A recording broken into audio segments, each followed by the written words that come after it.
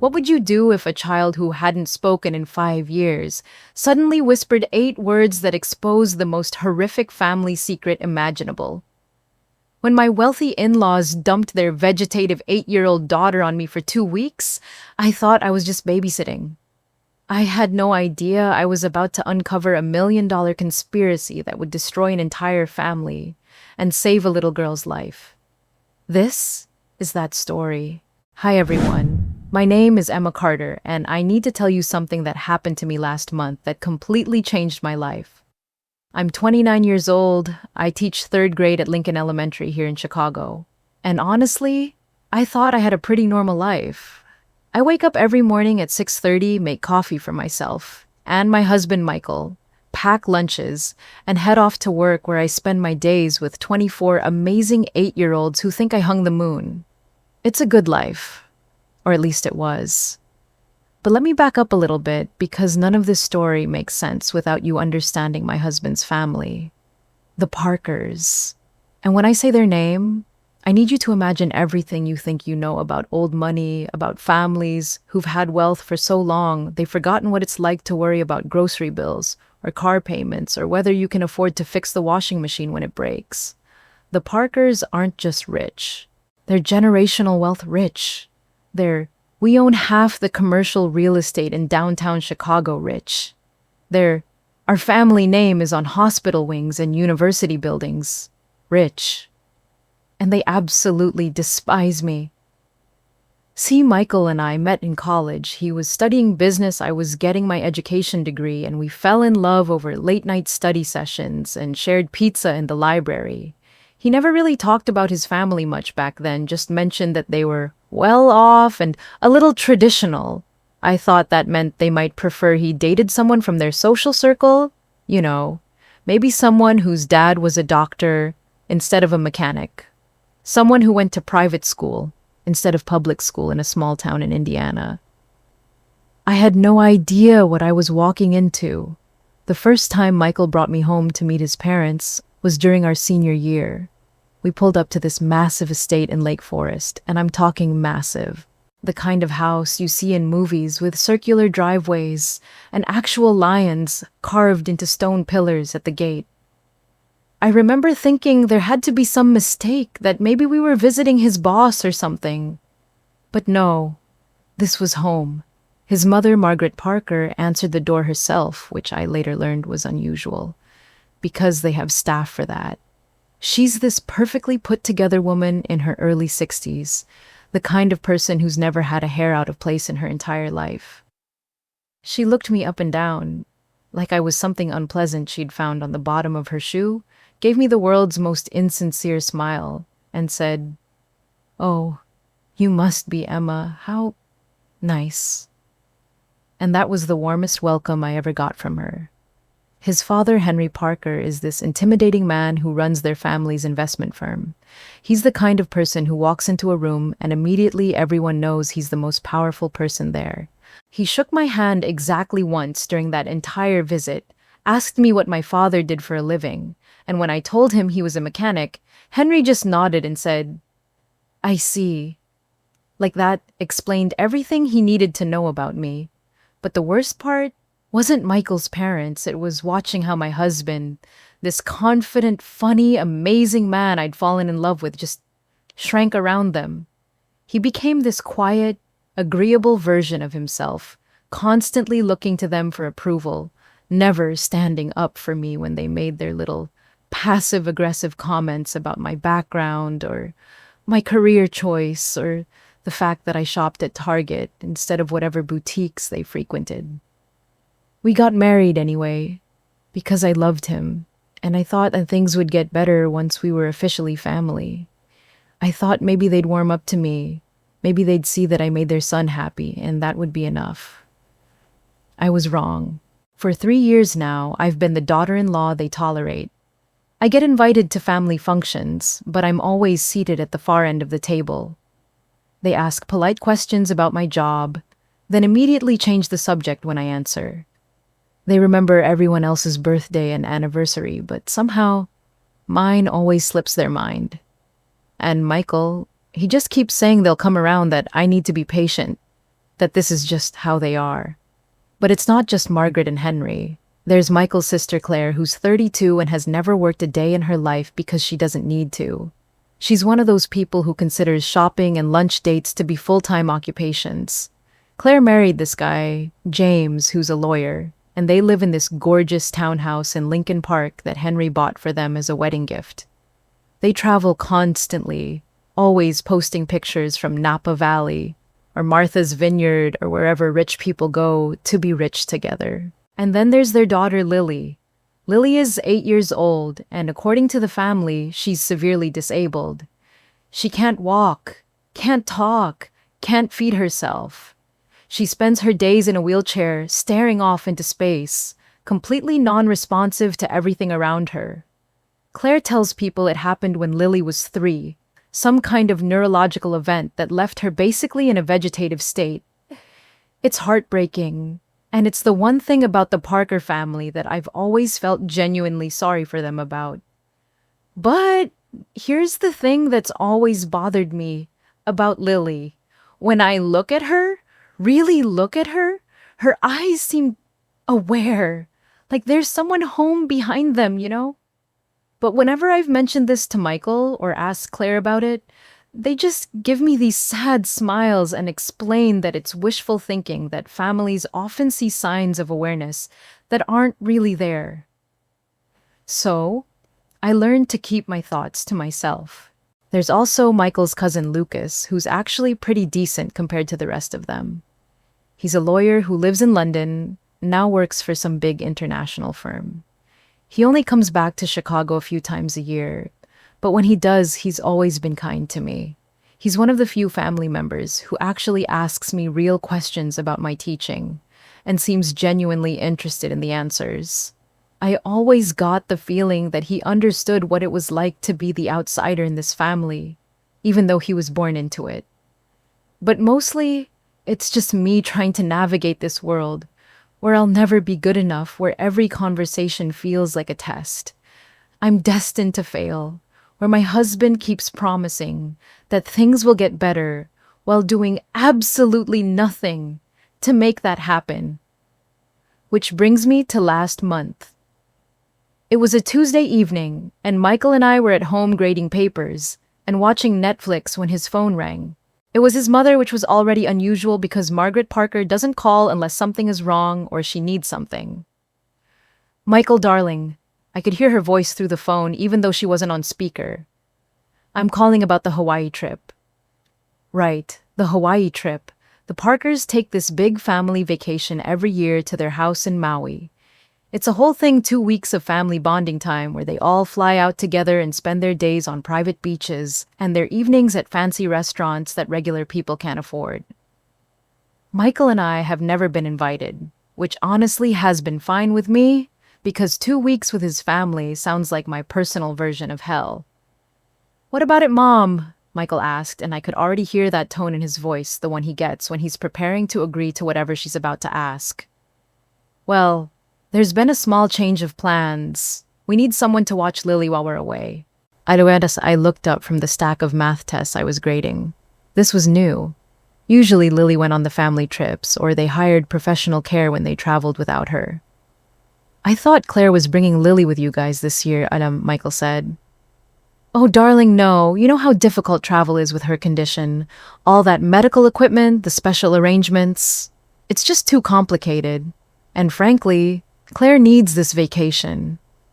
She's been so stressed lately." Stressed. Right. Because shopping and yoga classes are apparently exhausting. "So, what are you thinking?" Michael asked, and I had this sinking feeling in my stomach because I was pretty sure I knew where this was going. "Well, we were hoping Emma might be willing to stay at the house and look after Lily for the 2 weeks. It would be such a help to the family." And there it was. Not a request, not a question, just an assumption that, of course, I would drop everything to take care of their disabled granddaughter while they went off to paradise. I was already shaking my head at Michael, trying to signal that this was absolutely not happening. I had lesson plans to write, parent conferences scheduled, not to mention the fact that I knew nothing about caring for a severely disabled child. But Michael wasn't looking at me. That sounds like a great idea, Mom. I'm sure Emma would be happy to help out. Wonderful. We leave Friday morning, so we'll need her to come Thursday night to get settled in. I'll have Claire prepare all of Lily's care instructions. And just like that, it was decided. Without consulting me, without asking if I was available, without considering that maybe I might have my own life and responsibilities. Michael had just volunteered me for 2 weeks of full-time caregiving for a child I barely knew. Michael, I said the second he hung up the phone. What the hell was that? Come on, Em, it's just 2 weeks, and it's Lily, she's practically family. She is your family, she's not mine. And more importantly, you didn't even ask me. I knew you'd say yes, you love kids. I love my kids, the kids I teach who can walk and talk and tell me if something's wrong. I don't know anything about taking care of someone like Lily. But Michael had that look on his face, the one he gets when he's already mentally committed to something and doesn't want to hear arguments against it. My mom said Claire would give you detailed instructions. And think about it, Em. This could be really good for us with my family. They'd see how much you care.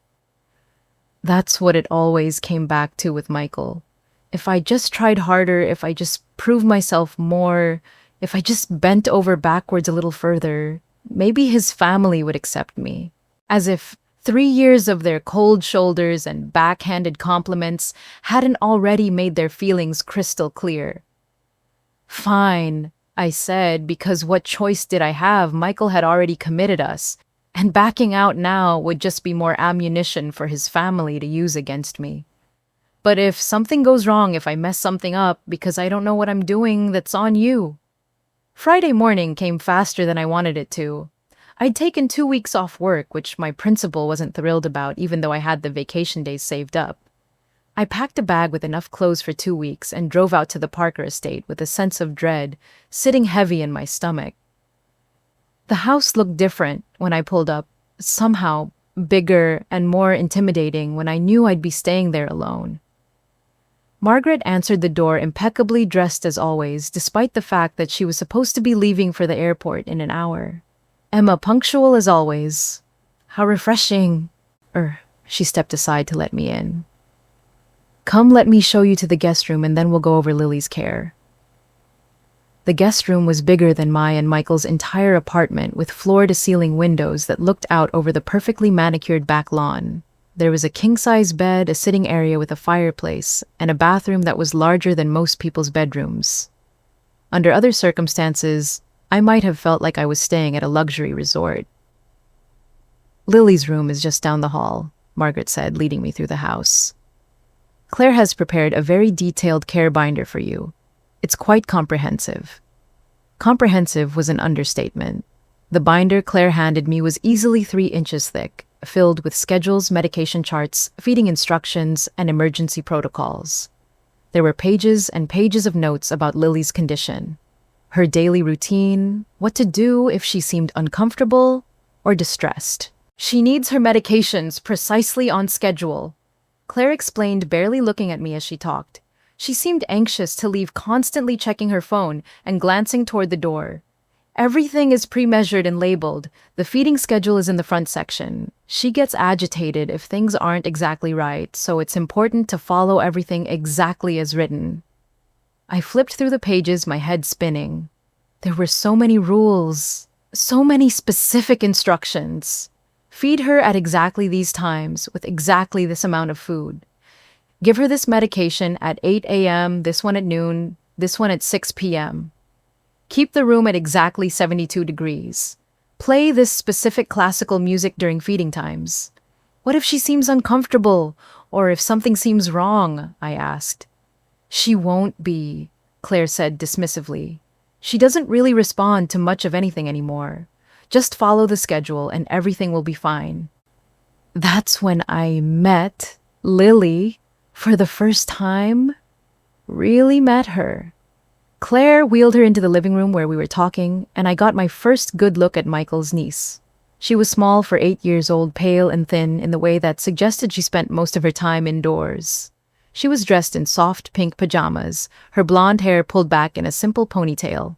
Her hands were folded in her lap, and her head was tilted slightly to one side, eyes staring off at nothing in particular. But when Claire turned away to grab her purse, I could have sworn I saw Lily's eyes flick toward me for just a second. Just the briefest moment of direct eye contact before her gaze drifted away again. "Lily, this is Emma," Claire said in that overly bright voice people use when they're talking to someone they don't think can understand them. "She's going to take care of you while Mommy's away." Lily didn't respond, didn't blink, didn't move, didn't give any sign that she'd heard or understood. She just sat there motionless, like a beautiful doll that someone had placed in a wheelchair. But I kept thinking about that moment when I thought she'd looked at me. It had felt intentional aware, like she was trying to tell me something. "The family car will take us to the airport," Margaret announced, appearing in the doorway with her Louis Vuitton luggage.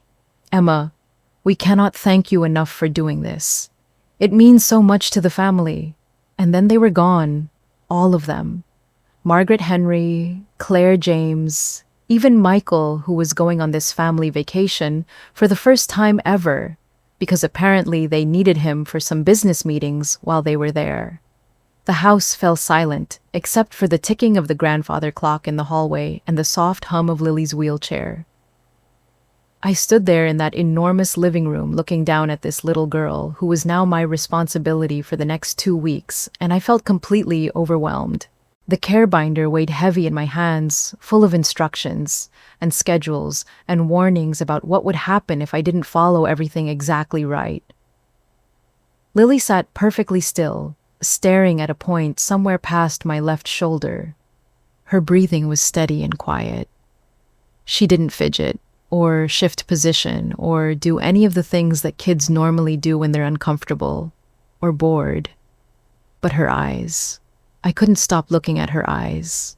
They were this beautiful blue-green color like ocean water, and even though she wasn't looking directly at anything, there was something about them that seemed alive, alert, like she was taking in everything around her even though she couldn't respond to it. I knelt down beside her wheelchair so we were at eye level. "Hi, Lily," I said softly. "It's just you and me for a while, okay? I'm going to take really good care of you." Nothing. No response. No recognition. No sign that she'd heard me at all. But I could have sworn just for a split second that I saw her fingers twitch in her lap. I told myself I was imagining things, that I was seeing what I wanted to see, because the alternative, the reality of caring for a completely unresponsive child for 2 weeks, was terrifying. Claire had warned me about this, about families seeing signs that weren't really there. So I picked up the care binder, opened it to the first page, and started reading about my new temporary life as Lily Parker's caregiver.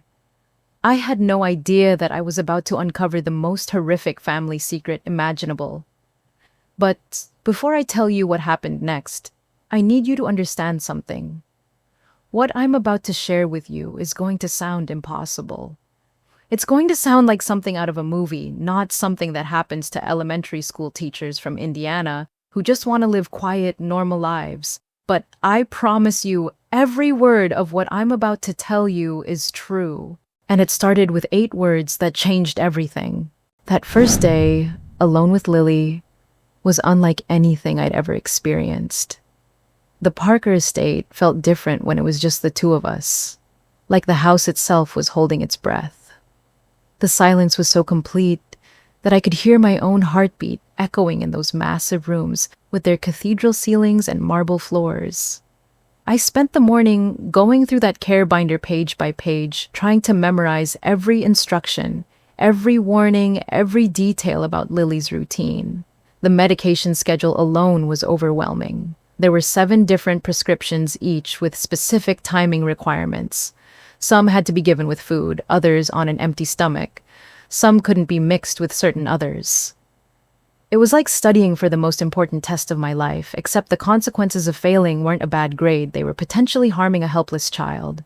Claire had organized everything with the kind of obsessive precision that rich people seem to have about everything in their lives. Each medication was pre-sorted into daily containers labeled with times and dosages. The feeding schedule was color-coded. There were charts for tracking when the Lily slept, when she was awake, any changes in her condition or behavior. But what struck me most was how clinical it all felt. Looking through those pages, you'd think Lily was a medical case study, not an 8-year-old girl. There were detailed notes about her physical therapy routines, her dietary restrictions, her sleep patterns, but there was nothing about what she liked or disliked, nothing about her personality or preferences. It was like reading instructions for caring for an expensive piece of medical equipment, not a child.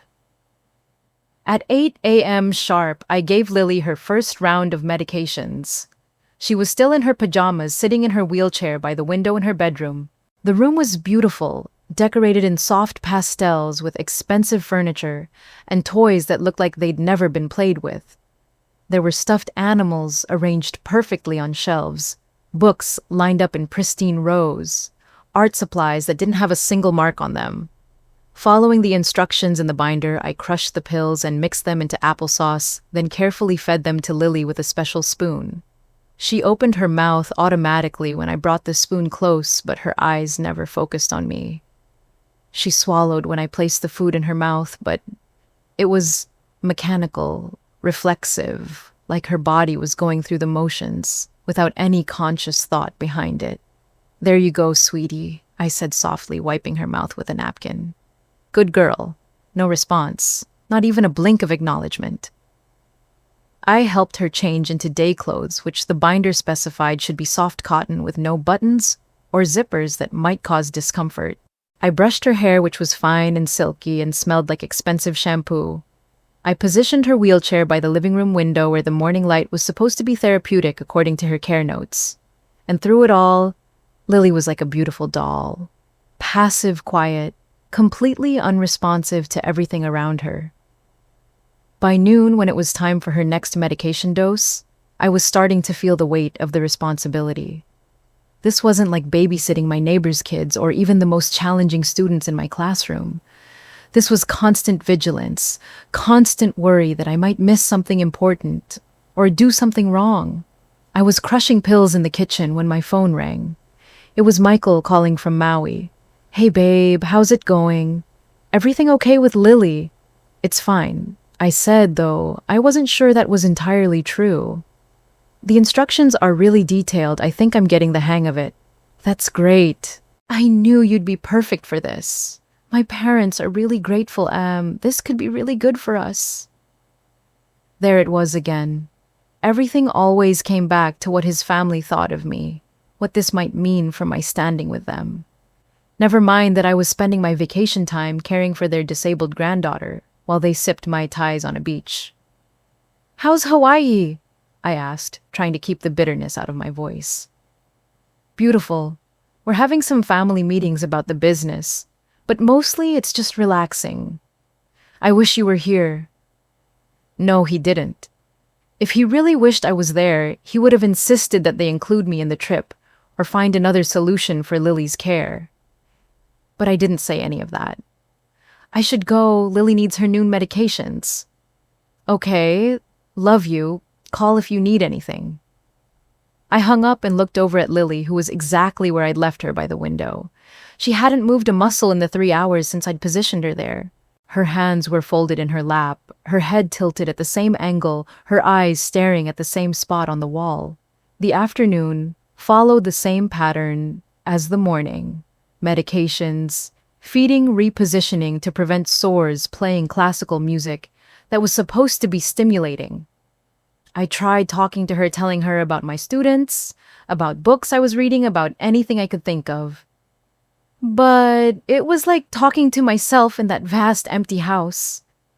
By evening, I was emotionally exhausted in a way I'd never experienced before. Caring for Lily wasn't physically demanding, but the constant worry, the crushing responsibility, the eerie silence of it all was wearing me down. At 6 p.m., I gave her the evening medications, more pills crushed into applesauce. At 7, I helped her into her nightgown and got her ready for bed. The binder said she should be in bed by 8, but that she often had difficulty sleeping and might need additional comfort measures. I was in the kitchen around 7:30, making myself some dinner and trying to decompress from the day when I heard something that made my blood freeze. Footsteps. Soft bare feet on the marble floor of the hallway.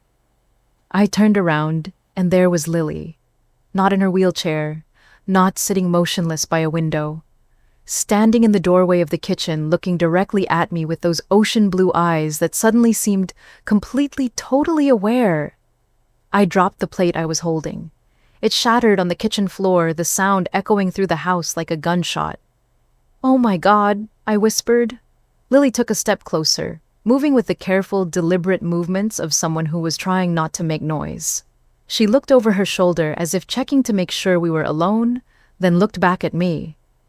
"Please don't scream," she said in a voice that was soft and clear, and absolutely unmistakably real. I felt like the world had tilted sideways. This was impossible. Lily was supposed to be nonverbal, completely unresponsive, unable to walk or even sit up on her own. "I know this is scary," she continued, her voice urgent but controlled.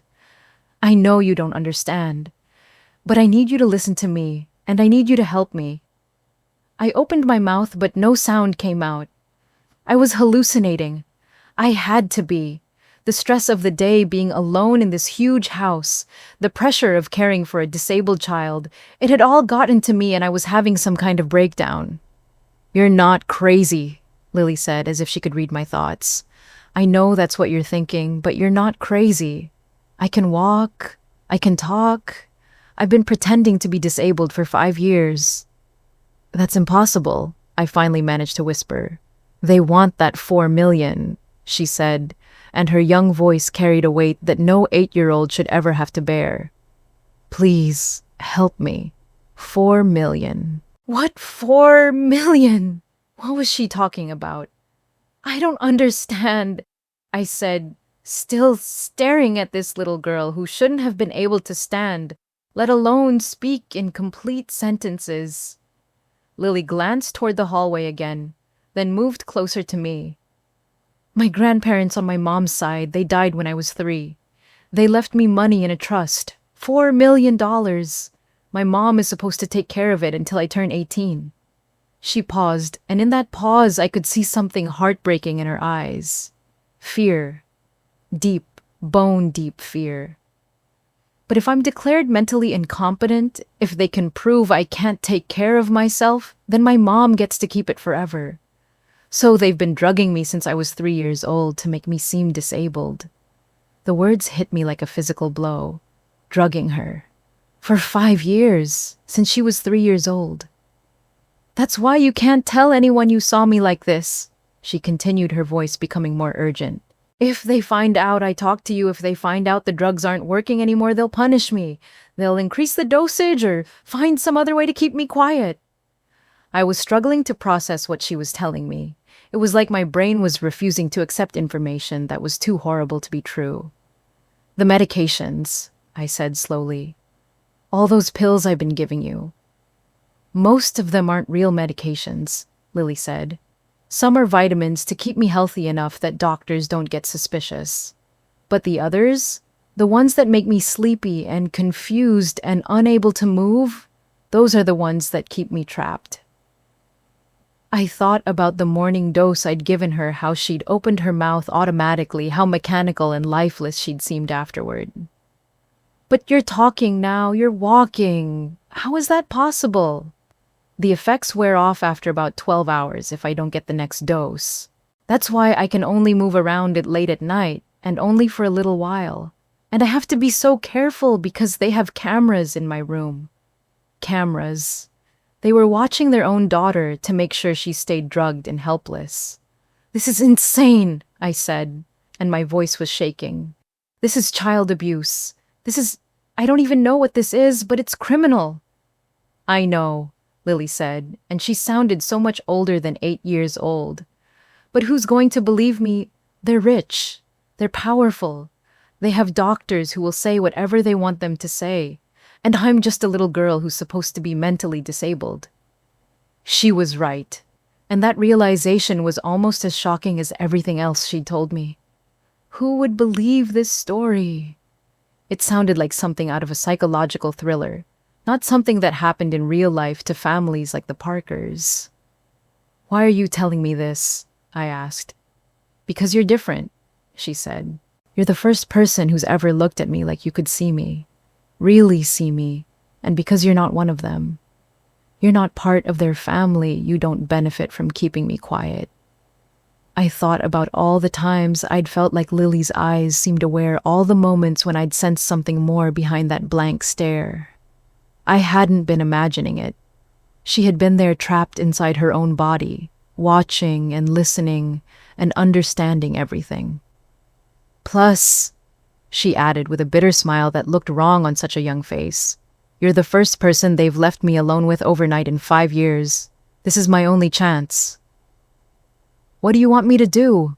I asked, though I was terrified of the answer. "I don't know yet," she admitted. "I've been planning this for so long, waiting for the right opportunity, but I didn't think past getting someone to listen to me. I just knew I couldn't keep living like this." She looked down at her hands, and for a moment she looked like what she was, a scared little girl who'd been through something unimaginable. "They talk about what they're going to do when I turn 18, she said quietly. "How they're going to have me declared incompetent and put in some kind of facility where I'll be someone else's problem. They've already spent most of the money. If I ever get better, if anyone ever figures out what they've done, they'll lose everything." The cruelty of it was breathtaking. This wasn't just about money. It was about a family systematically destroying their own child's life to cover up their crimes. "We have to call the police," I said. "We have to call Child Protective Services. This can't continue." "Not yet," Lily said quickly. "If you call now tonight, they'll know you found out. They'll come back from Hawaii and say I was having some kind of episode, that the stress of them being away made me act out. They'll increase the medication dosages and make sure this never happens again." She was right. If I called for help now, without proof, without a plan, it would be my word against theirs. And they had 5 years of medical records showing that Lily was severely disabled.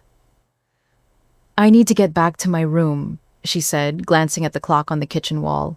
"The night cameras turn on at 8:30, and if they see my bed empty, they'll know something's wrong." "Wait," I said as she started to turn away. "How long do we have?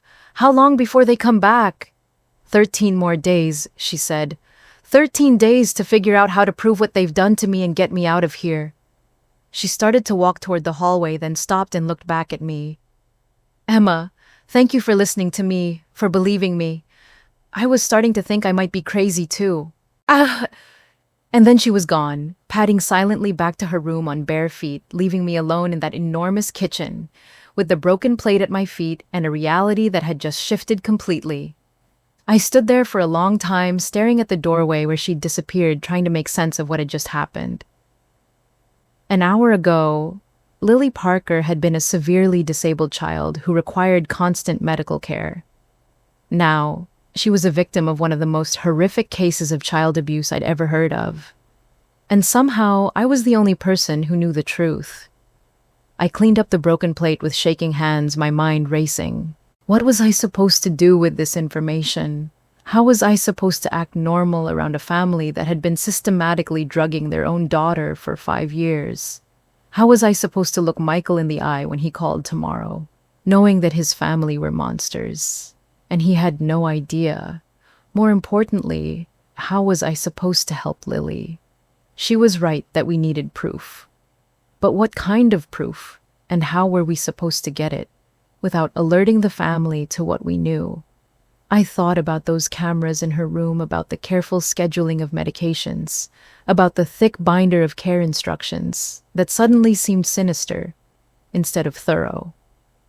Every detail of Lily's care had been designed to keep her trapped, to maintain the illusion of disability, while slowly poisoning her into compliance. When I finally went to bed that night, I lay awake staring at the ceiling, listening to the sounds of the house settling around me. Somewhere down the hall, Lily was back in her wheelchair, back to pretending to be the empty shell her family thought she was. Tomorrow morning, she'd take the medications I gave her and slip back into that drugged haze, and I'd have to watch it happen while pretending I didn't know the truth. But we had 13 days, 13 days to figure out how to save her. I just hoped it would be enough. The next morning, I woke up wondering if the entire previous evening had been some kind of stress-induced nightmare. Maybe I'd fallen asleep in the kitchen and dreamed the whole impossible conversation. Maybe the isolation and pressure of caring for Lily had gotten to me more than I'd realized. But when I walked into Lily's room at 8 a.m. to give her the morning medications, she was sitting exactly where I'd left her the night before, staring blankly at the wall, hands folded in her lap. She looked up when I entered, but her eyes were vacant, unfocused, just like they'd been the day before. Except for one tiny detail. When I knelt down beside her wheelchair with the pre-measured pills, she gave the smallest, almost imperceptible shake of her head. So slight that anyone else would have missed it entirely. But I saw it, and I knew that everything from the night before had been real. I went through the motions of giving her the medication, crushing the pills, and mixing them into applesauce just like the instructions specified. But as I lifted the spoon toward her mouth, I hesitated. These weren't medications to help her. They were chemical restraints designed to keep an 8-year-old girl trapped in her own body. "Here we go, sweetheart," I said loud enough for any listening devices to pick up, but I couldn't bring myself to actually feed her the drugs. Instead, I pretended to give her a spoonful, then wiped her mouth clean and disposed of the applesauce in the bathroom. The day passed agonizingly slowly. I followed all the other care instructions to the letter, repositioning her every few hours, playing the prescribed classical music, maintaining the exact room temperature. But I skipped every single medication dose instead, flushing the crushed pills down the toilet and marking them as given in the care log. It felt like the most rebellious thing I'd ever done in my life, and also the most terrifying. What if I was wrong? What if Lily really did need those medications for some legitimate medical reason? What if by withholding them I was actually hurting her? But as the hours passed, I started to notice small changes. Nothing dramatic, nothing that would be obvious to a casual observer. But Lily's breathing seemed deeper, more natural. Her posture was less rigid, and once when I was adjusting her position in the wheelchair, I felt her muscles tense slightly, as if she was actively helping rather than being dead weight. That evening, as 8:30 approached, and I knew the surveillance cameras in her room would activate, I helped Lily into her nightgown and got her settled in bed. I turned off the lights and said goodnight, just like any normal caregiver would do. Then I sat in the guest room and waited. At 11 p.m., I heard the soft sound of bare feet in the hallway. My door opened silently and Lily slipped into the room, closing the door carefully behind her. She looked different. More alert, more present. The glazed, distant look in her eyes was completely gone, replaced by an intelligence that was startling to see in someone so young. "Thank you," she whispered, settling cross-legged on the floor beside my bed. "I can think clearly for the first time in months. Did you really not give me the medications today?" "None of them," I confirmed, my voice equally quiet. "I flushed everything down the toilet," she smiled, and it transformed her entire face. I was starting to forget what it felt like to think straight. The drugs make everything foggy, like trying to think through cotton. "Lily," I said carefully, "I need to understand exactly what's been happening to you. Can you tell me everything from the beginning?" She nodded, pulling her knees up to her chest. "My mom's parents, my maternal grandparents, they were really wealthy. They owned a bunch of properties. In California, had investments, that kind of thing. When I was 3, they died in a car accident within a few months of each other." She paused, gathering her thoughts. "They left everything to me in a trust fund. $4 million plus the properties. My mom was supposed to be the trustee managing the money until I turned 18. But she decided to steal it instead," I said, the pieces starting to fall into place. "Not right away," Lily said. "At first she just used some of it for expenses. New clothes, vacations, a better car. She told herself she deserved it for taking care of me. But then she started using more and more, and she realized that when I turned 18, I'd want to know where all the money went. The calculating cruelty of it was breathtaking. Claire had looked at her 3-year-old daughter and seen not a child to protect, but an obstacle to her own greed. So she came up with the plan to make me disabled, Lily continued. If I was mentally incompetent, if I couldn't take care of myself, then she could be my guardian forever. She could control the money forever. How did she do it? I asked, though I wasn't sure I wanted to know the answer. It started small. She told everyone I'd had some kind of accident, that I'd hit my head and had been acting strange. She took me to doctor after doctor until she found ones who would believe her story and prescribe medications for my condition. Lily's voice was matter-of-fact, but I could see the pain in her eyes. At first, it was just pills to make me sleepy and confused. But as I got older and my body got used to them, she had to increase the dosages, add new medications. The doctors she found, they were either fooled by her act or they were getting paid to look the other way. What about your dad? Didn't he notice what was happening? My dad goes along with whatever my mom wants, Lily said bitterly. He's not evil like she is, but he's weak, and he likes the money too. They've been living way above their means for years, using my inheritance to fund their lifestyle. I thought about James Clare's husband, who I'd always seen as just another entitled rich guy. The idea that he was complicit in this made my stomach turn. And the rest of the family, your grandparents, your Uncle Michael, they don't know the details, but they've all benefited from the money. Grandma and Grandpa Parker have been borrowing against my trust fund for their business investments.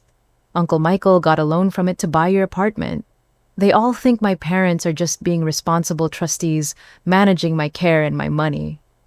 Michael. My husband had been unknowingly using stolen money from his 8-year-old niece. The apartment we lived in, the life we'd built together, was funded by this child's abuse. Lily, I said, trying to keep my voice steady. This is beyond horrible, but we need proof. We need evidence that people will believe. She nodded and stood up. I've been collecting things for years whenever I could move freely. Wait here. She disappeared and returned a few minutes later with a small bundle of papers and a composition notebook with a pink cover. I kept a diary, she said, handing me the notebook. Whenever I was lucid enough to write, I'd record what medications they gave me, what doctors we visited, conversations I overheard. I hid it in different places around my room. I opened the notebook and read the first entry, written in shaky, childish handwriting. Day 8:47. Mommy gave me the blue pills again. They make me feel sleepy and far away. I don't think I'm really sick, but I can't tell anyone. The entries continued, documenting years of systematic abuse. Details about medication, changes, notes about doctor visits, where Claire coached her on how to act, records of overheard conversations about money and trusts and what would happen when Lily turned 18. This is incredible, I whispered, flipping through page after page of evidence. This is detailed documentation going back years. Keep reading, Lily said. It gets worse. I found an entry from about 2 years ago that made my blood run cold. Mommy and the new doctor talked about brain surgery. They want to do something to make sure I never get better, even if I stop taking the pills. The doctor said it would be permanent. They were going to give you a lobotomy, I asked in horror. Dr. Morrison talked them out of it, Lily said. He said it was too risky, that people might ask questions, but they've been increasing the medication dosages instead. The drugs I'm on now, they're not just sedatives. Some of them can cause permanent brain damage if you take them long enough. The bundle of papers she'd brought contained even more damning evidence. Copies of trust documents that showed the original $4 million inheritance. Bank statements that Claire had somehow obtained showing massive withdrawals over the years. Medical records with obvious discrepancies and alterations. How did you get all this? I asked, amazed at the collection. 5 years is a long time, Lily said. And sometimes when the drugs wore off a little, I could move around for short periods. I learned to pick locks to search through their papers when they weren't home. I photographed documents with my mom's phone when she left it lying around. She was 8 years old, and she'd become a master spy out of necessity, gathering evidence of her own abuse while pretending to be catatonic. There's more, she said, and she sounded nervous for the first time. There are cameras in my room. They installed them about a year ago when they thought I was moving around too much at night. Where are they? Hidden in the air vent above my bed and in the bookshelf by the window. They record everything 24 hours a day, but the family only checks the footage if they think something's wrong. That explained why she'd been so careful about timing, why she could only move around during specific windows, when she knew she wouldn't be watched. But here's the thing, she continued. I figured out how to access the camera system about 6 months ago. My mom uses the same password for everything, her maiden name plus my birthday. I've been downloading footage whenever I could, keeping copies of the times when I was obviously lucid and moving normally. She was a child genius trapped in an impossible situation, systematically documenting her own abuse while living under constant surveillance. Emma, she said, and her voice was urgent. Tomorrow, if you don't give me the medications again, I'll be even more alert. More like myself. We need to be really careful because if they notice any changes in my behavior patterns, when they review the footage, they'll know something's wrong. I nodded, understanding the delicate balance we had to maintain. What do you need me to do? The cameras turn off from 7 a.m. to 7:30 a.m. every day for system maintenance. During that window, I can move freely without being recorded. Tomorrow morning, during that time, I want to show you something. What? The real medical records, she said. The ones that show I was never actually disabled. Claire keeps them in a safe in the master bedroom. She thinks I don't know about them, but I've seen her accessing them when she thinks I'm too drugged to notice. The next morning, I was awake at 6:30, my heart pounding with anticipation and terror. At exactly 7 a.m., Lily appeared in my doorway, moving with the quiet efficiency of someone who'd done this many times before. Come on, she whispered. We don't have long. I followed her down the hallway to the master suite, which I'd never entered before. It was enormous, with a sitting area, walk-in closets, and a bathroom that was bigger than most people's bedrooms. Lily went straight to a painting on the wall and swung it aside, revealing a digital safe. How do you know the combination? I asked. Same password as everything else, she said, typing in the numbers. Claire's not very creative. The safe opened, and Lily pulled out a thick manila folder. These are the real medical records, she said, handing it to me. The ones that show I was developing normally until age 3 with no signs of neurological problems or developmental delays. I opened the folder and found medical records from Lily's first 3 years of life. Pediatrician visits showing normal development, hitting all her milestones on schedule. Perfect health, normal intelligence, no indication of any problems whatsoever. And then abruptly, the records changed. New doctors, new diagnoses, new medications. The transformation from healthy child to disabled patient was stark and sudden, happening over just a few months. Here, Lily said, pulling out another document. This is Dr. Morrison's real assessment from last year. I read the psychiatric evaluation, which painted a completely different picture than what the family believed. Dr. Morrison had noted that Lily showed signs of being overmedicated, that her responses seemed artificially suppressed, and that he recommended reducing her medication dosages significantly. But there was another version of the same report in the folder one that had been altered to say the opposite. That Lily showed no signs of improvement, and that her medication should be increased. Your mother forged this, I said in amazement. She's gotten really good at it over the years, Lily said bitterly. She's had to fake a lot of documents to keep up the charade. We spent the remaining 20 minutes going through everything in the safe. Financial documents showing how the trust fund money had been spent, correspondence with doctors about Lily's treatment, even research that Claire had done about the long-term effects of the medication she was giving her daughter. The most chilling discovery was a document titled Contingency Plans, which outlined what Claire would do if Lily ever started to recover, or if anyone became suspicious. It included contacts for facilities in other states where Lily could be sent doctors who could be trusted to maintain the fiction of her disability, and legal strategies for having her declared permanently incompetent.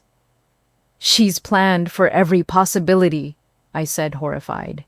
Except this one, Lily said. She never planned for someone like you, someone who would actually care enough to listen to me. We returned everything to the safe and made it back to Lily's room just as the cameras reactivated at 7:30. She settled back into her wheelchair and I helped her with her morning routine, all while acting as if nothing had changed. But everything had changed. Over the past 24 hours, I'd gone from thinking I was caring for a disabled child to uncovering one of the most systematic cases of child abuse I could have imagined. And we were just getting started. By the third day without medications, the transformation in Lily was remarkable. She was brighter, more alert, more herself than she'd probably been in years. During our secret late-night conversations, she told me about the books she loved to read, about how she'd taught herself math and science from textbooks she'd found around the house. She was brilliant, funny, curious about everything. She was also deeply traumatized. 5 years of being trapped in her own body, of being treated like a piece of furniture, of knowing that the people who were supposed to love and protect her were slowly poisoning her instead, had left invisible scars that would take years to heal. But for the first time in 5 years, she had hope. And for the first time in my life, I understood what it meant to be willing to risk everything for someone else's safety. We had 10 more days before the family returned from Hawaii. 10 more days to gather enough evidence to ensure that when we called for help, people would listen. 10 more days to figure out how to save Lily from the family that was systematically destroying her. But as I watched her laugh for the first time, reading a book she'd hidden under her mattress for months, I knew that whatever happened next, we were going to fight. We were going to get her out of this nightmare no matter what it cost. Because some things are worth risking everything for. And Lily Parker was definitely one of them. By the 4th day, I was drowning in the weight of what I knew. Every time I looked at Lily during the day, sitting motionless in her wheelchair while I pretended to give her medications that would have stolen her consciousness, I felt like I was living in 2 different realities. There was the daylight reality where I was caring for a disabled child according to her family's detailed instructions. And there was the hidden reality where I was harboring a brilliant, traumatized little girl who was the victim of one of the most horrific cases of child abuse I'd ever imagined.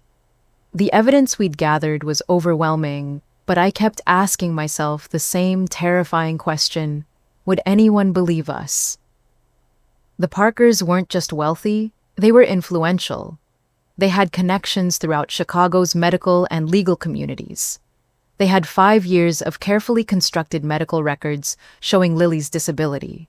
They had teams of doctors who had signed off on her treatment. And what did I have? I was an elementary school teacher from Indiana who'd been married into the family for 3 years and was clearly considered an outsider. If I went to the police with this story, would they take it seriously? Or would they see it as some kind of vindictive attempt to hurt the family that had never fully accepted me? I spent hours lying awake at night, running through scenarios.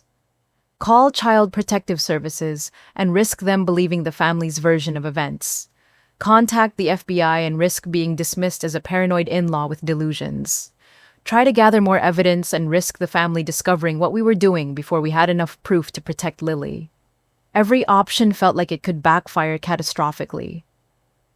On Thursday afternoon, I was sitting in the library with Lily reading aloud from one of the prescribed books about wildlife therapy when I heard the front door open. My heart immediately started racing. The family wasn't supposed to be back for another 9 days. Had they discovered something? Were they coming back early because they'd noticed irregularities in Lily's care reports? I heard footsteps in the hallway, and then a familiar voice called out, "Hello, anyone home?" Lucas. Michael's cousin Lucas was here. I quickly positioned Lily's wheelchair so she was facing away from the library entrance, her posture slumped in the typical way that suggested she was asleep or unresponsive. "Stay perfectly still," I whispered so quietly that only she could hear me. "In here," I called out, trying to keep my voice normal. Lucas appeared in the doorway, looking travel-worn and carrying a small suitcase. He was in his mid-30s, tall and lean, with the kind of understated style that comes from having money but not feeling the need to flaunt it. Even after a long flight, he looked more put together than most people did on their best days. Emma, hey, he said, giving me a tired smile. Sorry to just show up like this.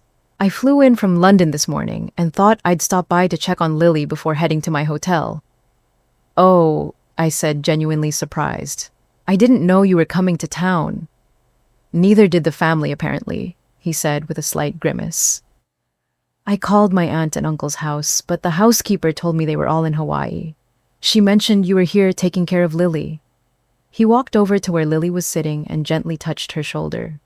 Hey there, little one, he said softly. Uncle Lucas is here. Lily didn't respond, maintaining the perfectly blank expression she'd perfected over 5 years of pretending. How has she been? Lucas asked, settling into one of the leather chairs across from us. Fine, I said carefully. Following all her care routines. She's been very calm. That's good. You know, I always felt like the family's approach to her care was a little... He paused as if choosing his words carefully. Intensive. All those medications, all those restrictions. But I suppose the doctors know best. There was something in his tone that made me wonder if he'd had his own doubts about Lily's treatment over the years. Can I get you something to drink? I asked, needing a moment to think. Coffee, water. Coffee would be great, thanks. The jet lag is brutal. I was about to suggest we go to the kitchen when Lily shifted slightly in her wheelchair. It was barely noticeable, just a small adjustment of her position, but Lucas's eyes immediately fixed on her with sharp attention. Did she just move? He asked. She sometimes shifts position, I said quickly. The physical therapist said it's normal even with her condition. Lucas nodded, but he was still watching Lily with an intensity that made me nervous. I'll go get that coffee, I said, starting to leave the room. Actually, Emma, would you mind if I spent a few minutes alone with her? I don't get to see her very often, and I'd like to talk to her. I know she can't respond, but I think she might be able to hear me. My stomach dropped. I couldn't leave Lily alone with him, not when she'd been off her medications for 4 days and was becoming more alert and responsive. But I also couldn't refuse without seeming suspicious. Of course, I said. I'll be in the kitchen if you need anything. I walked toward the kitchen, but instead of going all the way there, I stopped in the hallway where I could still hear what was happening in the library. Lily, I heard Lucas say, his voice gentle but serious. I don't know if you can understand me, but I've been worried about you for a long time. Some things about your situation have never made sense to me. There was a long pause, and then his voice changed completely. What the hell is going on here? My blood turned to ice. I rushed back to the library and found Lucas standing beside Lily's wheelchair, staring down at her with a mixture of shock and concern. She looked at me, he said without taking his eyes off her. Not the vacant stare I've seen for years. She looked directly at me, and her eyes were completely alert and aware. I opened my mouth to deny it, to come up with some explanation, but Lily chose that moment to speak. Uncle Lucas, she said quietly. Is it really you? The effect on Lucas was immediate and dramatic. He actually stumbled backward, catching himself on the arm of a chair. Oh my God, he breathed. Lily, you can talk. You can see me. I can do a lot of things, she said, and there was 5 years of pain and anger in her voice. When they're not drugging me into a coma. Lucas looked from Lily to me and back again, his face cycling through disbelief, horror, and rage. Emma, he said, his voice deadly calm. I need you to tell me exactly what's been happening here. Oh, I made a split-second decision. Lucas was family, but he'd always been kind to me. He'd always seemed different from the rest of them, more thoughtful, more questioning. And right now he was looking at Lily like she was a person instead of a burden. Sit down, I said. This is going to take a while. I told him everything. About Lily approaching me that first night, about the medications I'd been pretending to give her, about the trust fund, and the systematic abuse, and the years of evidence Lily had collected. I showed him some of the documents we'd found, watched his face grow paler and more furious with each revelation. This is monstrous, he said when I finished. This is beyond criminal. They've been systematically torturing their own daughter for 5 years. I know, I said, but I don't know what to do about it. They're powerful. They have connections. They have medical records supporting their version of events. And I'm guessing Michael has no idea. I thought about my husband probably sitting on a beach in Maui at that very moment, completely oblivious to the fact that his family were monsters. No, I said. He believes everything they've told him about Lily's condition. Lucas ran his hands through his hair, clearly struggling to process everything I'd told him. Okay, he said finally. First things first, we need legal help. Real legal help from someone who specializes in this kind of case and who isn't connected to the family. I've been thinking about calling my friend Sophia, I said. She's a children's rights attorney in Chicago. Call her now, Lucas said. This needs to be handled by professionals who know how to build a case against people with this kind of power and resources.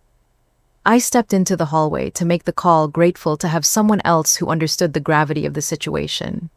Sophia answered on the second ring. Emma, what's wrong? You sound terrible. I need your help, I said. I'm dealing with a child abuse case and it's complicated. How complicated?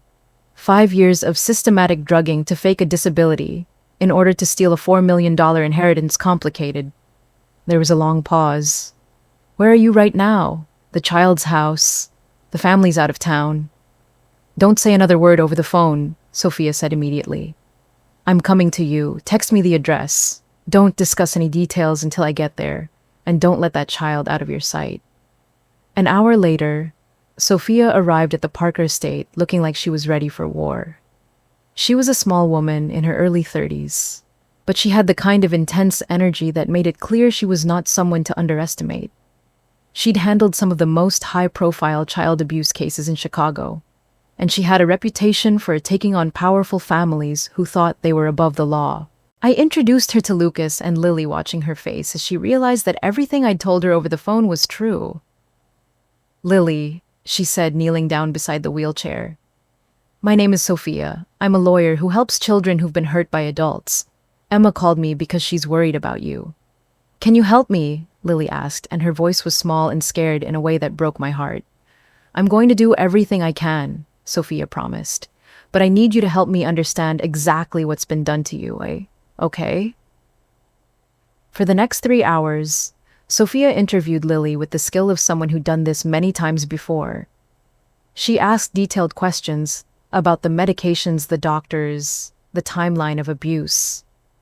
She reviewed all the evidence Lily had collected, photographing documents and making detailed notes. This is one of the most comprehensive cases of documented abuse I've ever seen, she told us when she was finished. Lily, the work you've done collecting this evidence is extraordinary. Most children in your situation wouldn't have been able to gather this kind of proof. I had to, Lily said simply. It was the only way anyone would ever believe me. Sophia turned to Lucas and me.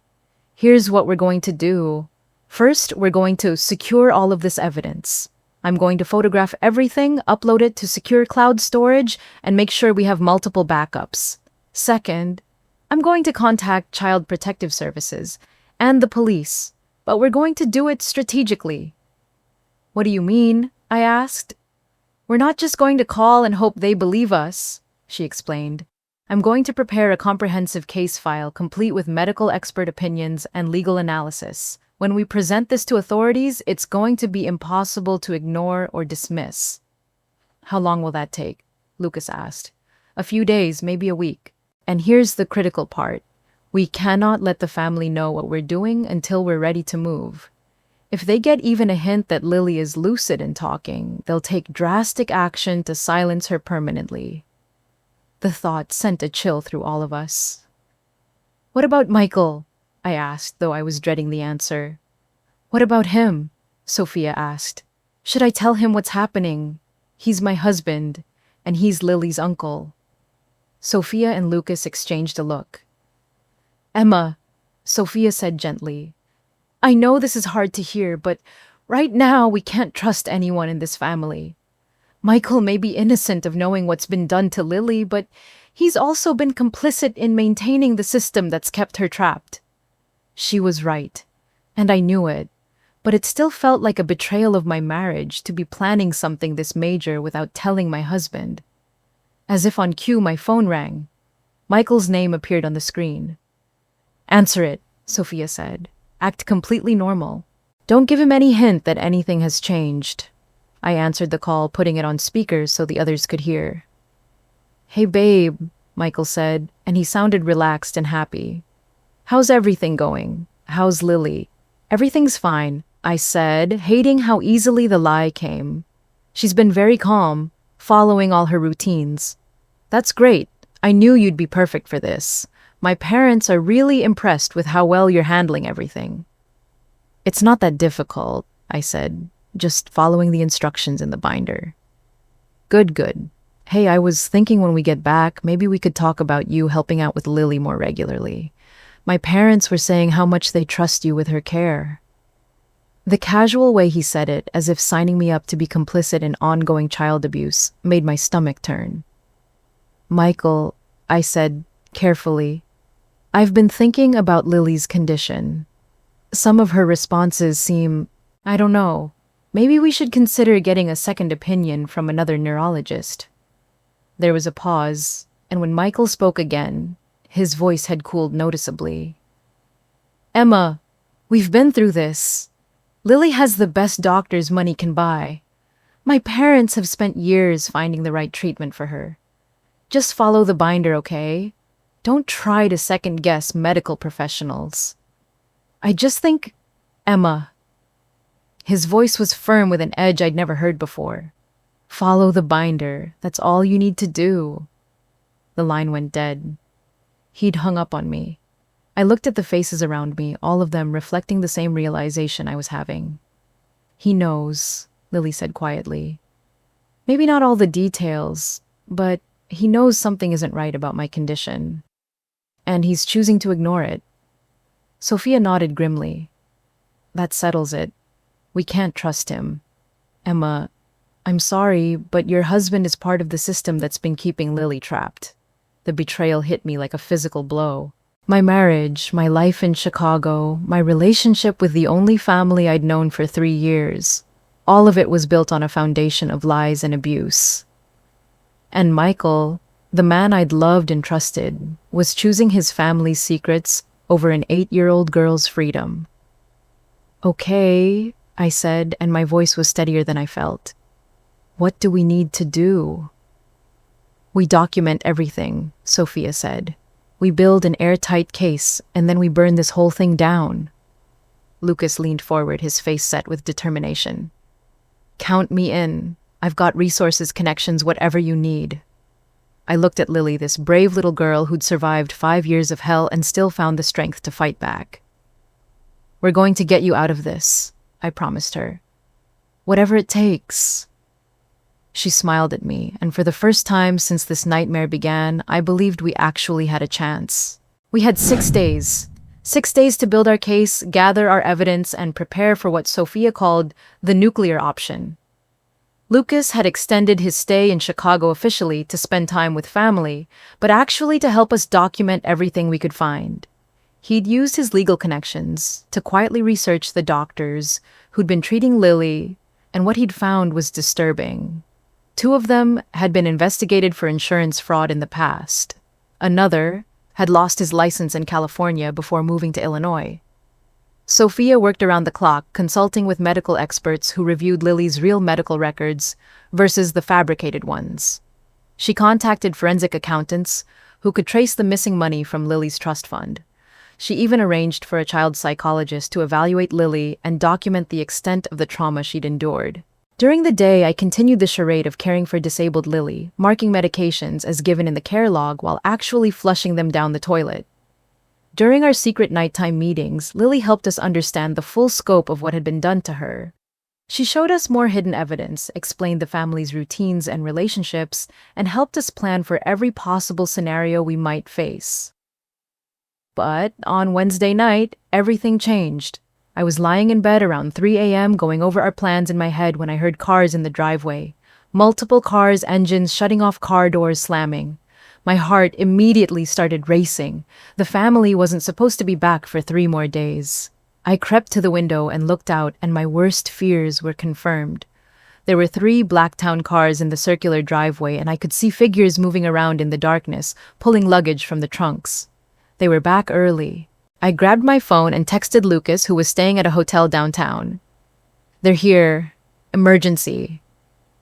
Then I quickly gathered up all the evidence we'd been working with and hid it in various places around my room, behind picture frames and inside pillowcases. By the time I heard the front door open, I was back in bed pretending to be asleep.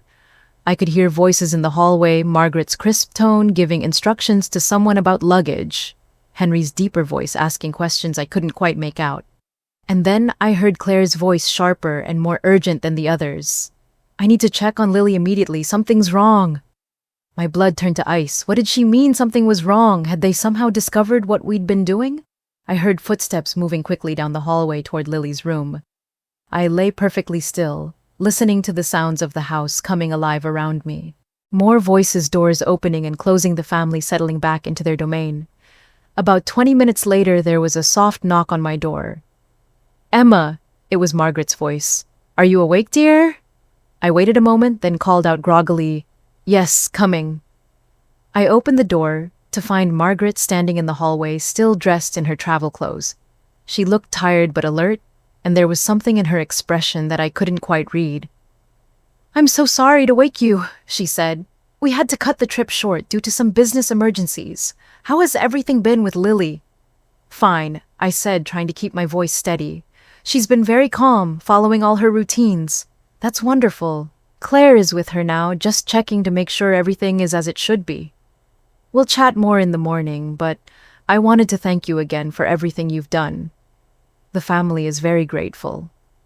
She smiled at me, but it didn't reach her eyes. Something was definitely wrong. I went back to bed, but didn't sleep. I lay there listening to the sounds of the house, trying to figure out what had brought them home early, and whether they suspected anything. Around 7 a.m., I heard movement in the hallway. It was time for Lily's morning medications, so I got up and went through my normal routine, gathering the pre-measured pills and heading to her room. Claire was there, sitting in a chair beside Lily's bed, watching her daughter with an intensity that made me uncomfortable. "Good morning," I said, trying to sound normal. "Time for the morning meds." "Actually," Claire said, standing up, "I'll handle that this morning. You've done enough." She took the medication containers from my hands before I could protest. I watched in horror as she efficiently crushed the pills and mixed them into applesauce, then fed them to Lily with the kind of practiced ease that came from years of routine. "There we go, baby," Claire said softly, wiping Lily's mouth. "Mommy's home now." Lily's eyes were already starting to glaze over from the drugs. After 6 days of clarity, seeing her slip back into that medicated haze was heartbreaking. "She seems more alert than usual," Claire observed, studying her daughter's face. "Has she been responding to you at all?" "No more than usual," I lied. "Maybe the routine has been good for her." Claire nodded, but she was still watching Lily with that sharp, analytical gaze. "Well, we're back now, so you can relax. Thank you for everything, Emma. Michael's waiting for you in the kitchen." I found Michael sitting at the breakfast table, looking tanned and relaxed from his week in paradise. He smiled when he saw me and stood up to give me a hug. "Hey, babe," he said, kissing my cheek. "I missed you. How was everything?" "Fine," I said, though it was getting harder and harder to pretend that everything was normal. "How was Hawaii? Amazing. We should go sometime, just the 2 of us. My parents said they'd be happy to arrange it." The casual way he said it, as if I'd just passed some kind of test by successfully caring for their abused granddaughter, made my stomach turn. We spent the morning catching up, Michael telling me about the business meetings and family dinners and all the wonderful experiences I'd missed while I was taking care of Lily. He seemed genuinely happy to see me completely oblivious to the fact that I now knew his family were monsters, and he was complicit in their crimes. Lucas arrived around noon officially to welcome the family back from their trip. He hugged his aunt, and Uncle chatted with Michael about London, played the role of the dutiful family member perfectly. But when his eyes met mine across the room, I could see the same tension and fear I was feeling. The afternoon passed agonizingly slowly. The family settled back into their routines. Claire hovering over Lily like a protective mother, Margaret organizing staff and managing the household, Henry disappearing into his study for business calls. Everything seemed perfectly normal on the surface. But I could feel the undercurrents of suspicion and paranoia. Claire kept checking on Lily every hour, studying her reactions and responses. Margaret made several pointed comments about how well I'd followed the care instructions. Even Henry seemed to be watching me more closely than usual. By evening, I was convinced they knew something.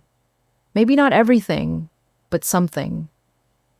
Dinner was a formal affair in the main dining room, the kind of meal the Parkers were famous for.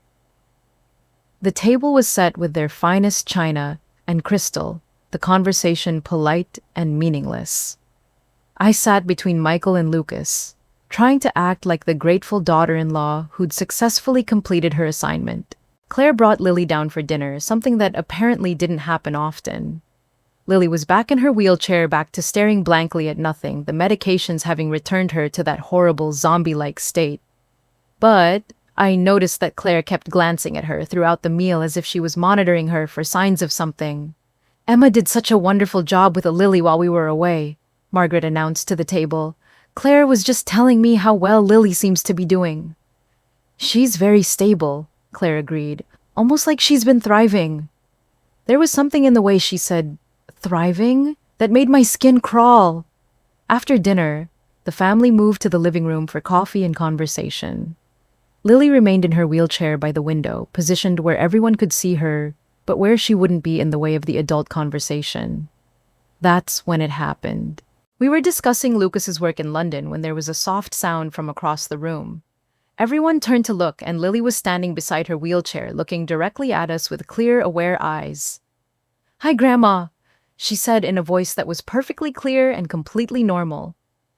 "I feel better now." The reaction was immediate and explosive. Claire screamed, actually screamed, a sound of pure panic and terror that echoed through the room.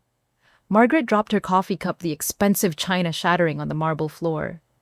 Henry shot to his feet, his face turning red with fury and disbelief. Michael just stared, his mouth hanging open in shock. "That's impossible," Claire gasped, rushing toward Lily. "She can't walk. She can't talk. She hasn't spoken in 5 years." "Hi, Mommy," Lily said calmly, and there was something devastating in her tone. "Did you miss me?" "This isn't happening," Claire said, grabbing Lily by the shoulders. "This isn't real. You're sick, baby. You're very sick." I stood up, my heart pounding so hard I could hear it in my ears. "Claire, don't get her medications," Claire snapped at me, not taking her eyes off Lily. "Now. She needs her medications immediately." "No," I said, and my voice was stronger than I felt. "She doesn't need medications. She needs help." The room exploded into chaos. Claire was trying to force Lily back into her wheelchair while Lily stood her ground with remarkable composure. Margaret was calling for the household staff, demanding explanations that no one could give. Henry was shouting at everyone to calm down while simultaneously demanding to know what was happening. "Emma," Michael said, and his voice was dangerous. "What did you do?" "I stopped poisoning her," I said, and the words hung in the air like a bomb. The silence that followed was deafening. "What did you just say?" Henry asked, his voice low and threatening. "I said I stopped poisoning her. I stopped giving her the drugs that have been keeping her trapped in her own body for 5 years. Claire lunged for the medication containers on the side table. "She needs her pills. She needs them now." I stepped between Claire and Lily, spreading my arms to protect the little girl who was standing behind me. "She's not taking any more of those drugs," I said firmly. "Emma, you don't understand," Claire said, and her voice was becoming hysterical. "She's sick. She has a neurological condition. Without her medications, she could have seizures, she could hurt herself." "The only thing hurting her is your family," I shot back. Henry stepped forward, and he was using his full intimidating presence now. "Emma, I don't know what kind of delusions you've developed, but you're clearly not thinking straight. You're going to give Lily her medications, and then you're going to leave this house immediately." "No, I'm not." I'll destroy you, he said, his voice deadly calm. I'll make sure you never work in education again. I'll make sure no one in Chicago will hire you for anything. I'll ruin your life. I looked at this powerful man who was used to intimidating people into submission, and I smiled. Go ahead and try, I said. I've already called Child Protective Services and the police. They're on their way. The effect was immediate. Claire went pale. Margaret actually swayed on her feet. Henry's face went through a series of expressions from disbelief to rage to what might have been fear. You did what Michael said, and he sounded like he didn't recognize me.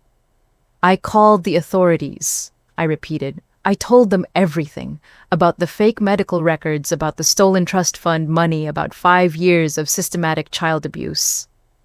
You're insane, Claire said, but her voice was shaking. No one will believe you.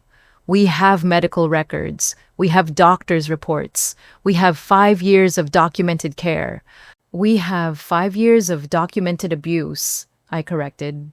And we have proof. As if on cue, the doorbell rang. Lucas, who had been watching the entire scene unfold in silence, moved toward the front door. I'll get that, he said. Don't you dare, Henry snapped, but Lucas was already in the hallway. A few moments later, he returned with Sophia and 3 other people, 2 police officers, and a woman I didn't recognize but who had the unmistakable bearing of a social worker. Mr. and Mrs. Parker, the social worker said, showing her credentials. I'm Angela Rodriguez from the Department of Children and Family Services. We need to speak with you about Lily Parker. The room erupted again. Claire started screaming that this was all a mistake, that I was lying, that Lily was severely disabled and needed her medications immediately. Margaret was demanding to call the family's lawyers. Henry was trying to intimidate the officials with threats about their careers and lawsuits. But through it all, Lily stood calmly beside me, watching her family fall apart with the kind of composure that only comes from someone who's been planning for this moment for years. Officers, Sophia said, raising her voice above the chaos. We have extensive documentation of systematic child abuse, including medical fraud, financial exploitation, and the administration of unnecessary medications to maintain a fake disability. This is ridiculous, Claire shrieked. Look at her. Look at my daughter. Does she look abused to you? And that's when Claire finally broke completely. Dad made me do it, she screamed, turning on Henry with wild eyes. He said we needed the money. He said it was just temporary, just until the business recovered. I never wanted to hurt her. The silence that followed was absolute. Even Claire seemed shocked by what she'd just said. Henry's face had gone completely white. Claire, shut up. Don't say another word. But it was too late. The confession was out there, witnessed by police officers and recorded by Sophia on her phone. We needed the money, Claire continued, sobbing now. The business was failing. Dad said if we could just use some of Lily's trust fund to get through the rough patch, we'd pay it back. But then we used more and more, and when Lily started asking questions about her grandparents, she trailed off, but everyone in the room understood. When Lily had started asking about the grandparents who'd left her money, they decided to silence her permanently. Ma'am, one of the police officers said, stepping forward, I need you to come with us. You're under arrest for child abuse and fraud. The next few minutes were a blur of activity. Claire was handcuffed and read her rights while she sobbed and begged for forgiveness. Henry was also arrested his threats, and bluster finally silenced by the reality of federal charges. Margaret was taken into custody as an accessory, her perfect composure finally cracking as she realized her family's empire was crumbling. Michael stood in the middle of it, all watching his family being arrested, and when his eyes met mine, I saw a stranger. You destroyed my family, he said quietly. Your family destroyed themselves, I replied. I just made sure they couldn't destroy Lily too. Lucas put his arm around Lily, who was watching her mother being led away in handcuffs with an expression I couldn't read. Are you okay, sweetheart? He asked her. She looked up at him with those beautiful ocean blue eyes that were finally truly free. I'm better than okay, she said. I'm free. And for the first time in 5 years, Lily Parker smiled a real smile. Not the vacant expression of a drugged child, not the careful mask of someone pretending to be disabled, but the genuine, joyful smile of a little girl who had just been saved from hell. It was the most beautiful thing I'd ever seen. The aftermath of that night was like watching a house of cards collapse in slow motion. Within 48 hours, the Parker family empire that had taken generations to build was completely destroyed. Claire was charged with multiple federal crimes, child abuse, medical fraud, financial exploitation of a minor, and conspiracy to commit fraud. The evidence we'd gathered was so comprehensive that her lawyers advised her to take a plea deal. She was sentenced to 15 years in federal prison, though she'll be eligible for parole in 8. Henry faced even more serious charges. As the mastermind behind the financial scheme, he was charged with racketeering, money laundering, and organized fraud in addition to the child abuse charges. The forensic accountants discovered that he'd stolen nearly $3.7 million from Lily's trust fund over 5 years, using it to prop up failing business ventures and maintain the family's extravagant lifestyle. He was sentenced to 25 years in federal prison. At 72 years old, it's essentially a life sentence. Margaret was charged as an accessory and received 5 years, though she was released after 3 for cooperation with federal investigators. She lost everything. The Lake Forest estate, the investments, the social standing she'd spent her entire life cultivating. The woman who once ruled Chicago society now lives in a small apartment in Florida, completely cut off from the world she used to dominate. James Clare's husband faced professional ruin, even though he wasn't criminally charged. The Illinois State Bar suspended his license permanently after determining that he'd been willfully blind to the abuse happening in his own home. He'd signed legal documents related to Lily's care without questioning obvious red flags, and his negligence had enabled years of suffering. But perhaps the most complicated aftermath was what happened with Michael. My husband, the man I'd loved and trusted for 6 years, had to face the reality that his entire family were monsters, and he'd been complicit in their crimes. The apartment we lived in, the car he drove, even some of the furniture in our home had been purchased with money stolen from his 8-year-old niece. The first few weeks after the arrests were devastating for our marriage. Michael went through denial, anger, bargaining, depression, the whole cycle of grief. He'd lost his family, his financial security, and his understanding of his own identity, all at once. "How was I supposed to know?" he asked me one night about a month after the arrests. We were sitting in our apartment, surrounded by boxes because we could no longer afford the rent without the family money that had been subsidizing our lifestyle. "You weren't supposed to know the details," I said carefully. "But you were supposed to care enough to ask questions. When I tried to tell you something seemed wrong with Lily's condition, you shut me down. I trusted my family.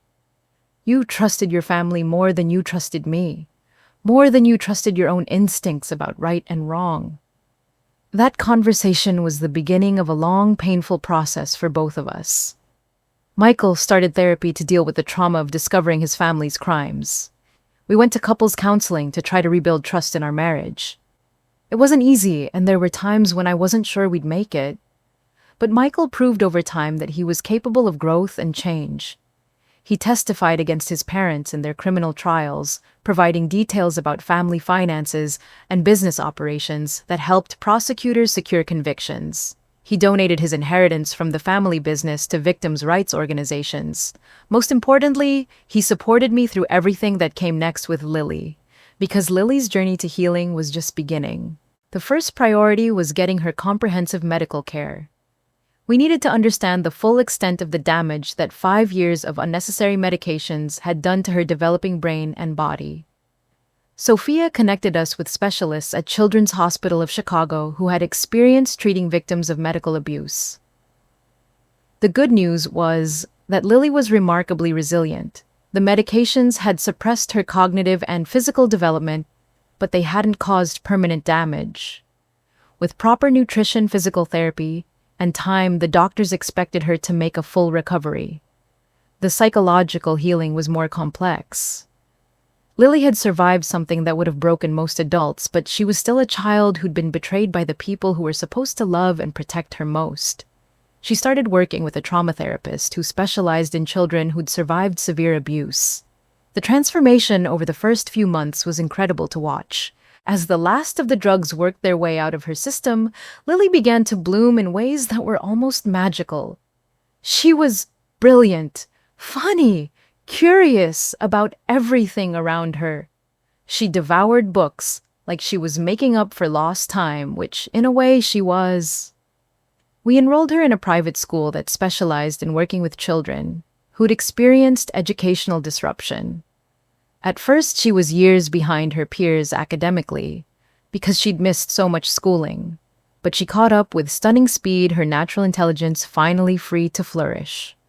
Watching her make friends for the first time was one of the most beautiful things I've ever experienced. She was tentative at first, having spent 5 years isolated from other children. But kids are remarkably accepting, and soon she had a small group of close friends who knew nothing about her past trauma and saw her simply as Lily, the smart, funny girl who always had the best ideas for playground games. The legal process of determining Lily's guardianship was complicated. Claire and James obviously couldn't maintain custody from prison, and Henry and Margaret were both facing criminal charges. The state needed to find suitable guardians for a child who'd inherited millions of dollars and survived horrific abuse. Lucas stepped up immediately, offering to take custody. As Lily's cousin, and someone who'd helped expose the abuse, he was an obvious candidate. But he lived in London, and moving Lily overseas seemed like another major trauma when she was just beginning to heal. That's when Sophia suggested something that changed everything. "What if you and Michael applied for guardianship?" she asked me one afternoon as we watched Lily play in the park near our new apartment. "You're the one who saved her. You're the one she trusts most." The idea was both thrilling and terrifying. Michael and I had been trying to have children for years without success. Lily wasn't our biological daughter, but she felt like family in a way that was deeper than blood. "Do you think we'd qualify?" I asked. "Given everything with Michael's family, I think the court would look favorably on a couple where one person literally risked everything to save this child," Sophia said. "Michael's cooperation with the prosecution shows he's committed to doing the right thing, and Lily clearly loves you both." The guardianship process took almost a year. There were home studies, psychological evaluations, interviews with social workers, and court hearings. Through it all, Lily lived with us in temporary custody, and we began to feel like a real family. Michael proved himself during this period in ways that slowly rebuilt my trust in him. He was patient with Lily's nightmares and trauma responses. He helped her with homework, took her to therapy appointments, and supported her in every way a father would. He also continued his own therapy and his cooperation with ongoing legal proceedings against his family. When the judge finally granted us permanent guardianship, Lily was in the courtroom with us. She'd been consulted throughout the process because at 9 years old, she was certainly old enough to have opinions about her own life. "Lily," the judge said after making the ruling official, "how do you feel about this decision?" "I feel like I finally have a real family," she said, and there wasn't a dry eye in the courtroom. But our story doesn't end there. The experience of saving Lily and navigating the aftermath changed both Sophia and me in fundamental ways. We'd seen how easily a powerful family could abuse a child and manipulate the systems that were supposed to protect her.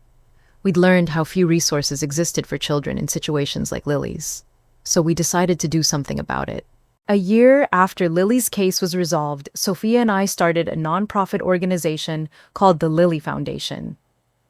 Our mission is to help children who are victims of Munchausen syndrome by proxy financial exploitation and other forms of family abuse that often go unrecognized by traditional child protection services.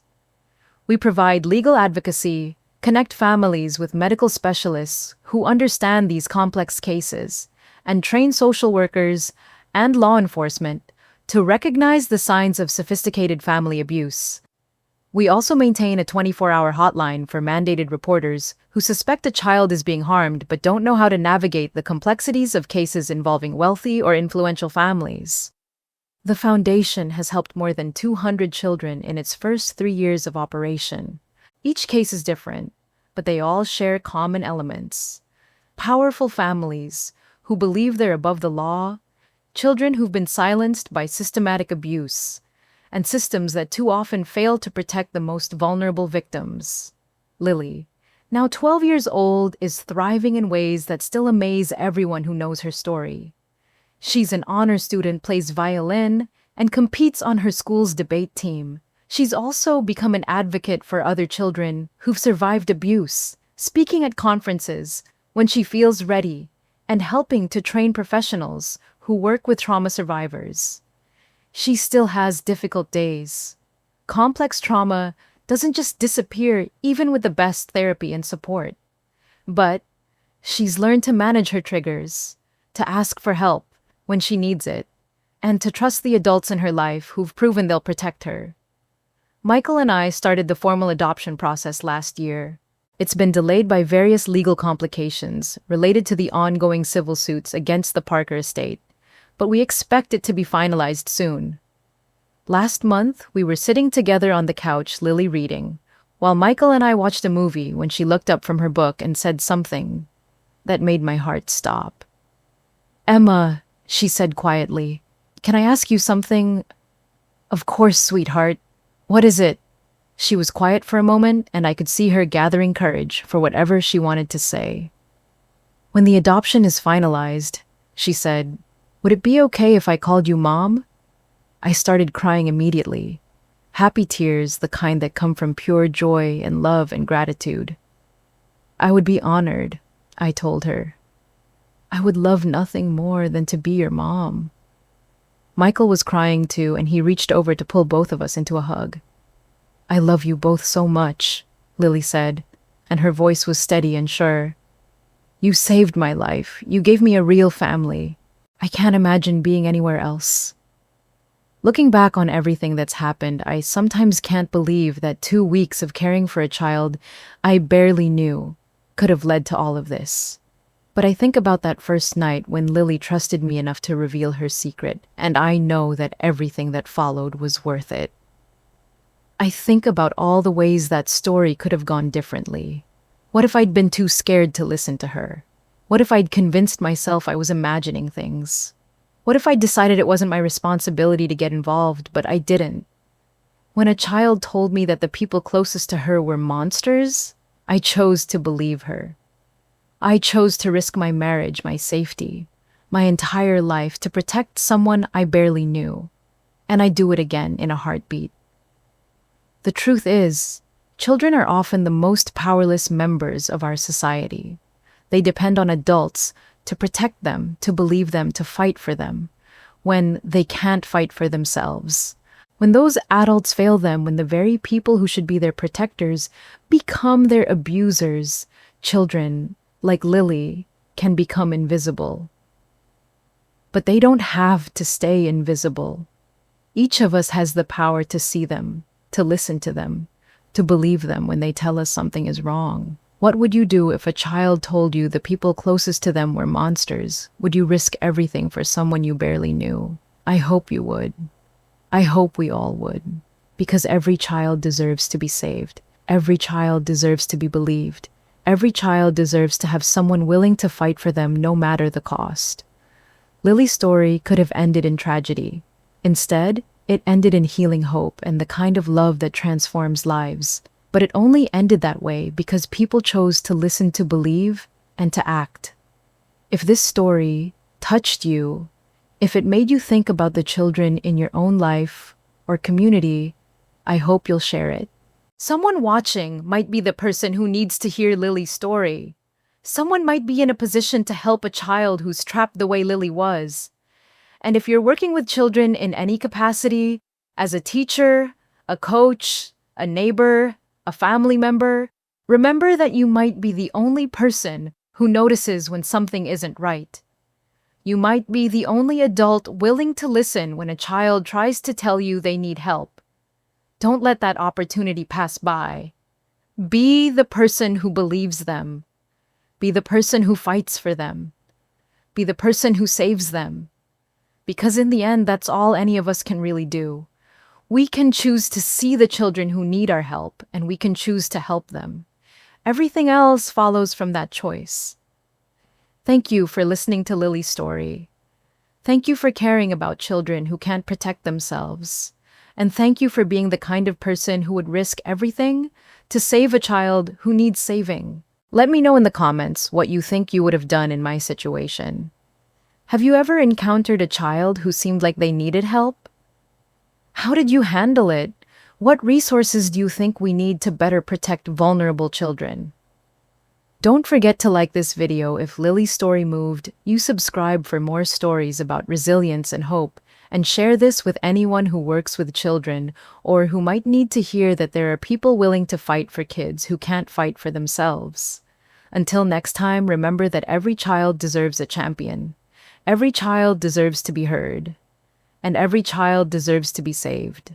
If this story moved you, please hit that like button and subscribe for more incredible true stories about courage, family secrets, and people who refuse to stay silent. Your support helps us share these important stories with the world. What would you have done in my situation? Let me know in the comments below. Thanks for watching, and I'll see you in the next video.